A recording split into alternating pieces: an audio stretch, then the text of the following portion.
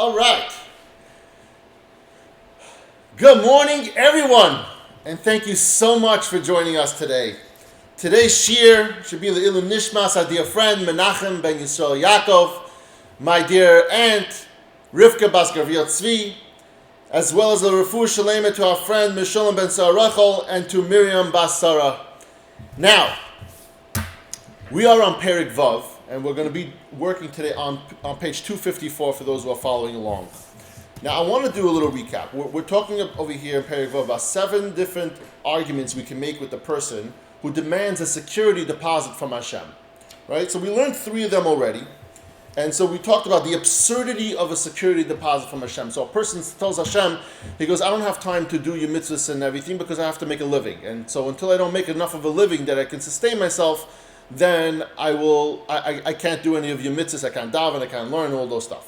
So we went through the absurdity of it, and we came down with, we're going to be talking about 7 different practical reasons we can tell this person why his thought process doesn't make any sense. So the first one we spoke about is that when you ask for security deposit from a person, you don't owe anything to that person. You don't have to respect that person. That person is a no one. It's just a customer of yours. We talked about we're comparing him to a merchant or a storekeeper.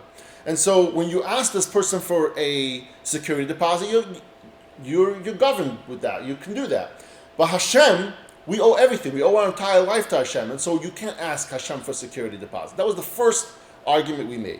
The second argument we made was that when you ask for security deposit from a person, there's a set amount. So if the person, let's say, is purchasing a $1,000 item, I want a $500 security deposit or 100% security deposit.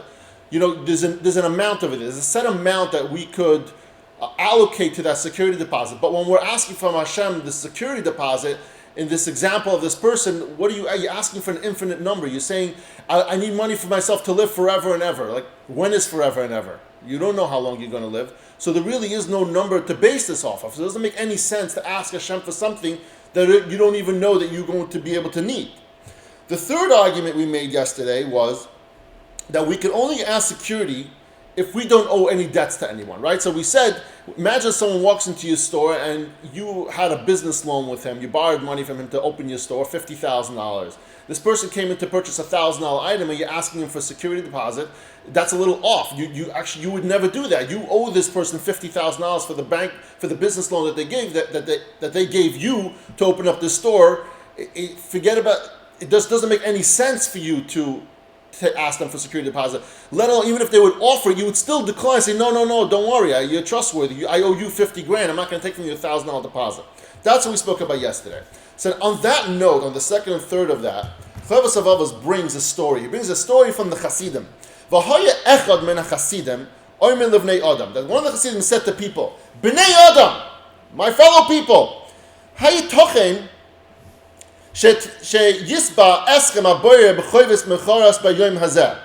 is it conceivable that Hashem would demand that you fulfill tomorrow's obligations today? Think about this for a second. You're asking for Hashem to give you something for tomorrow or for a year from now. Imagine Hashem said, today is January 24th. From today, you need to eat matzah because for Pesach. Pesach is not here. He tells you that today you have to shakel lulav and esrog, but today is not Sukkot. Or on the first day of a child is born, he says, okay, you have to do a bris milah. It's not the 8th day yet. So imagine Hashem requires of you to daven shachris 50 times today, so you have already built up credit for the next 50 days. Does that make any sense? No, the argument that the person would make back with that says, what do you mean? Those days haven't arrived yet. Okay. Or demand today the obligations you have for a later time tomorrow, right? So you imagine Hashem asked you that. Amru loy, this chassid said, they would respond to him,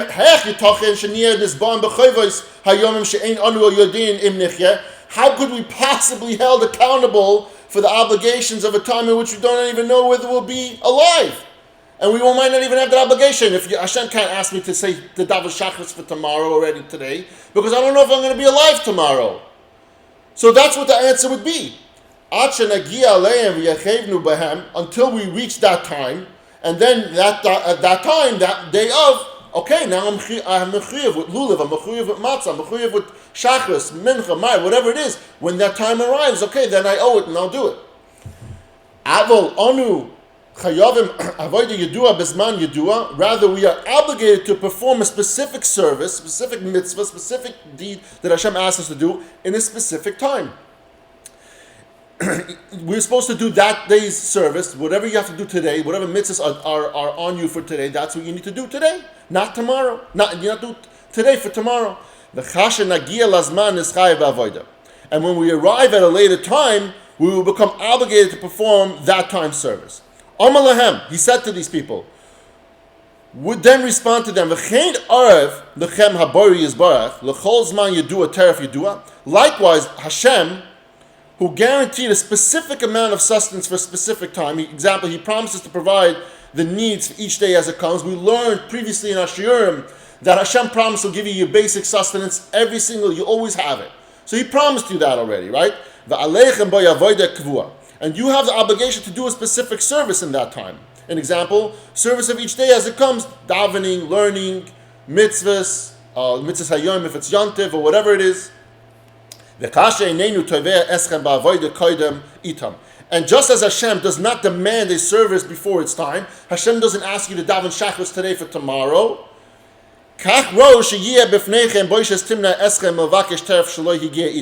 So should you feel ashamed, and which would make you unable to even request sustenance from Hashem today for tomorrow.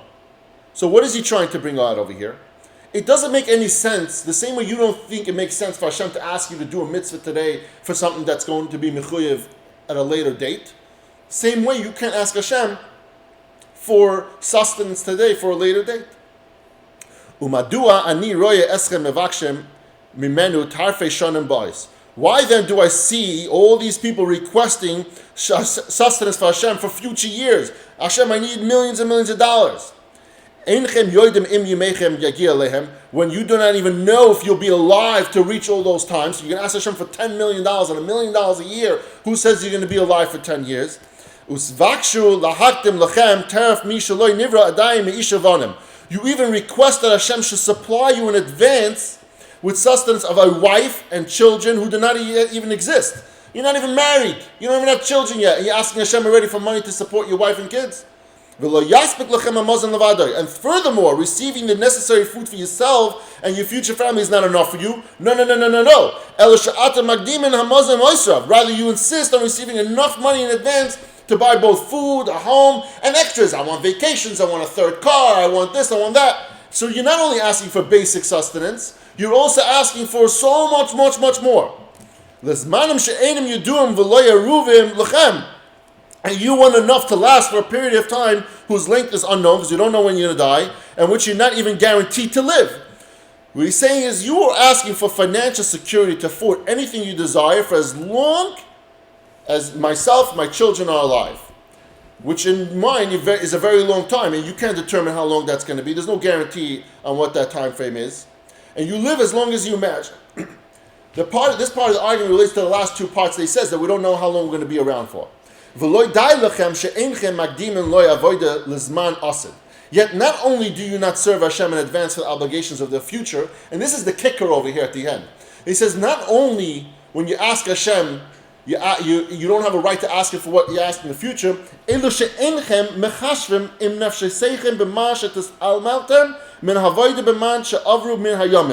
but you did not even reflect on the service you have neglected in the days that have passed. What does that mean? You're asking Hashem for, again, let's back up. We're asking this person, why don't you sit and learn and daven and do mitzvahs? He says, because I don't have to make enough of a living. I don't have time for that, right? Until Hashem doesn't give me enough money. So now what happened? We're coming down to this part. We said, okay, you don't have a right to ask for the future because Hashem already promised you that and for some other reasons. But wait a second. Before you go more into asking for the future, you never paid back Hashem yet for what He gave you. You're 40 years old, and you're asking Hashem to sustain you for the next 80 years. But what happened for the last 40 years? You never opened up a sefer, you never did any mitzvahs, didn't daven a word, didn't put on tefillin for 40 years. But He already provided you with sustenance for 40 years. So where's the thank you for that? So that you're also not doing is what He's saying. Days of which Hashem, for his part, did not neglect to supply you with sustenance. That for all the days, for the last 40 years in this example, Hashem didn't hold back. Hashem gave you. Did he not? But yet you didn't reciprocate. You didn't give back Hashem what he asked from you.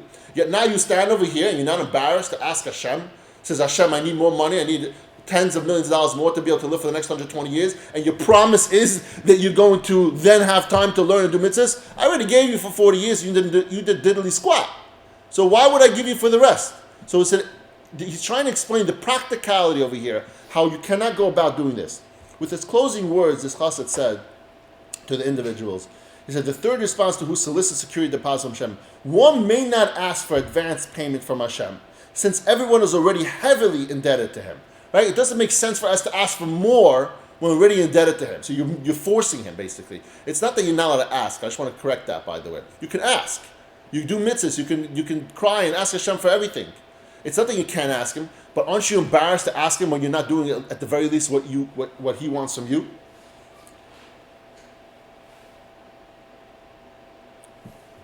We saw this week in the Parsha a very, very, very, very interesting part.